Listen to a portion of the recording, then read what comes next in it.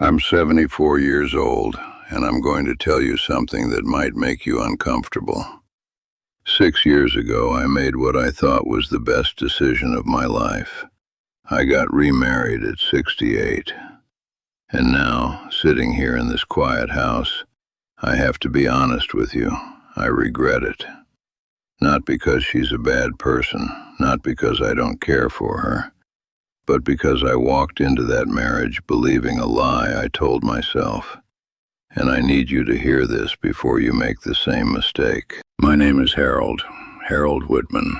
I spent 42 years as a civil engineer, building bridges and highways across 3 states. I was married to my first wife, Dorothy, for 41 years. We raised 2 sons together. We built a life together. And when she passed away from pancreatic cancer in 2016, I thought my world had ended.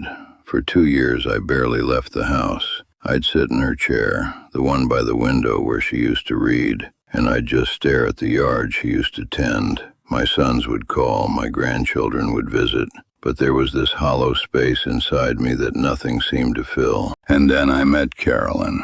She was 64, a widow herself, and she had this laugh that reminded me of being young again. We met at a grief support group at the Methodist Church downtown. She sat across from me, and when she spoke about losing her husband, I felt like someone finally understood. We started having coffee after the meetings, then dinner. Then I found myself thinking about her when I woke up in the morning, and I thought, this is it.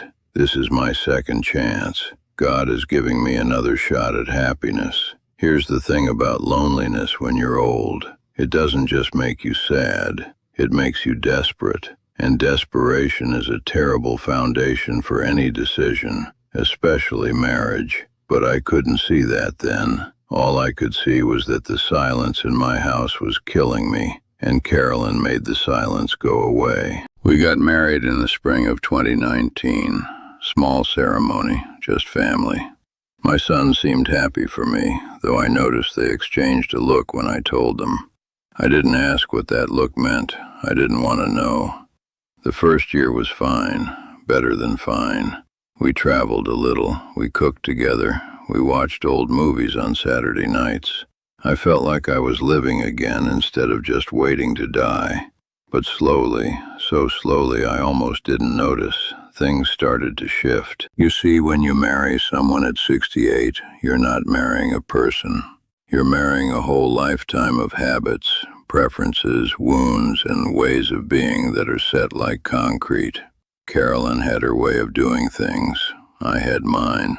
Dorothy and I had 41 years to sand down our rough edges, to learn each other's rhythms, to build compromises so deep they became invisible. Carolyn and I didn't have that luxury.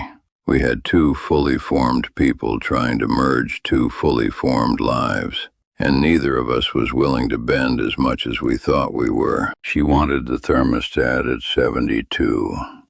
I'd lived at 68 my whole life. Sounds small, right? It's not small when you're fighting about it every single day. She wanted to visit her grandchildren in Arizona for a month every winter. I couldn't stand being away from my home that long. She had strong opinions about how money should be spent.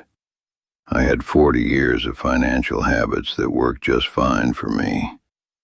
Every conversation became a negotiation. Every preference became a battleground. But the worst part, the part I didn't expect, I started to feel guilty. Every time I laughed with Carolyn, I felt like I was betraying Dorothy. Every time I reached for Carolyn in bed, I saw Dorothy's face. I didn't tell anyone this. I didn't even admit it to myself for the first 3 years. But it was there, this constant undercurrent of guilt that poisoned everything. And here's what nobody tells you about remarriage after a long first marriage. You don't just marry the new person, you marry the ghost of the old one too. Dorothy was everywhere, in the way I folded towels, in the recipes I cooked, in the phrases I used. Carolyn once told me, tears in her eyes, that she felt like she was competing with a dead woman. And she was right, she was. And that wasn't fair to her, and it wasn't fair to me, and it certainly wasn't fair to Dorothy's memory. Now let me be clear, I'm not saying remarriage is wrong. I'm not saying love after loss is impossible. What I'm saying is that I rushed.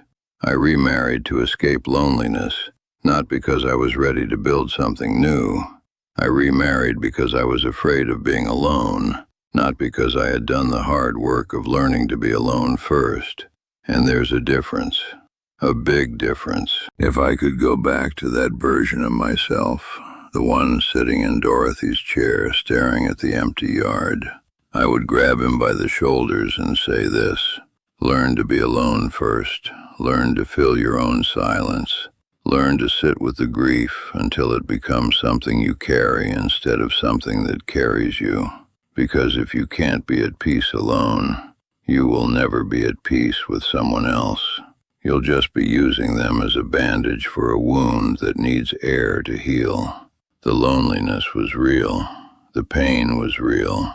But the solution wasn't another marriage.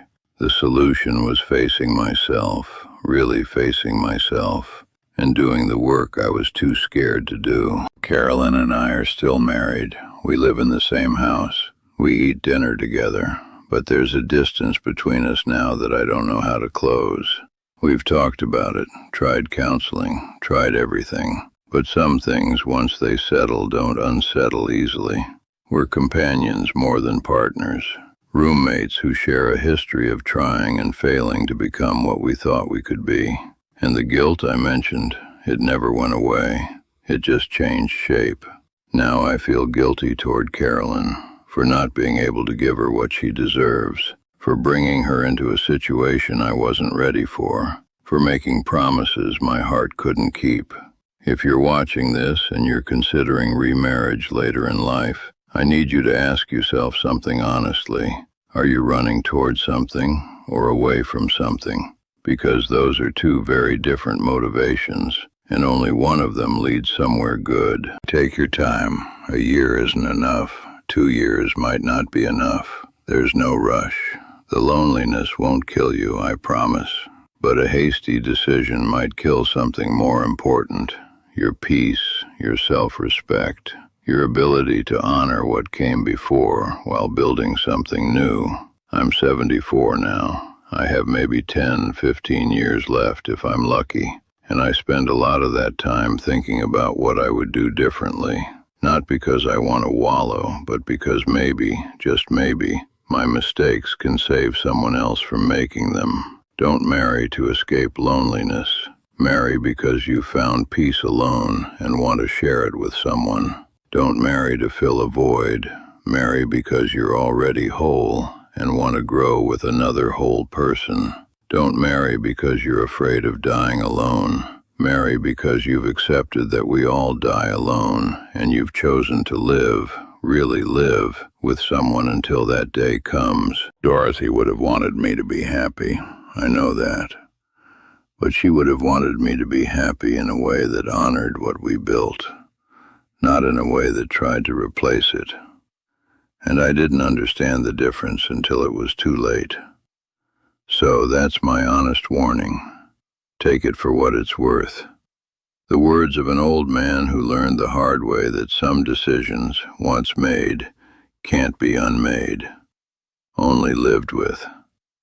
If any of this reached you, if any of this made you stop and think, I want to hear from you. Tell me your story in the comments. I read every single one.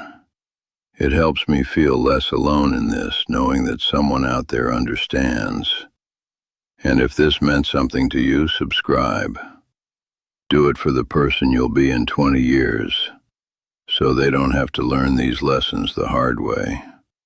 And if you know someone who's thinking about remarriage, someone who's lonely and rushing toward a decision they might regret, share this with them before it's too late. I'm Harold Whitman, 74 years old, and I'm still learning.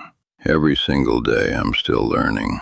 Some lessons come easy, some lessons take a lifetime, and some lessons come too late to change anything except the way we see ourselves in the mirror. I hope yours come easier than mine did.